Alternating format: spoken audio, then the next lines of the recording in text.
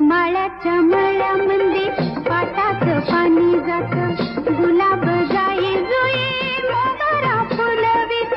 माळ्याच्या मळ्यामध्ये पाटाचं पाणी जाई जुई मोगरा फुलवित. माळ्याच्या मळ्यामध्ये पाटाचं पाणी जात.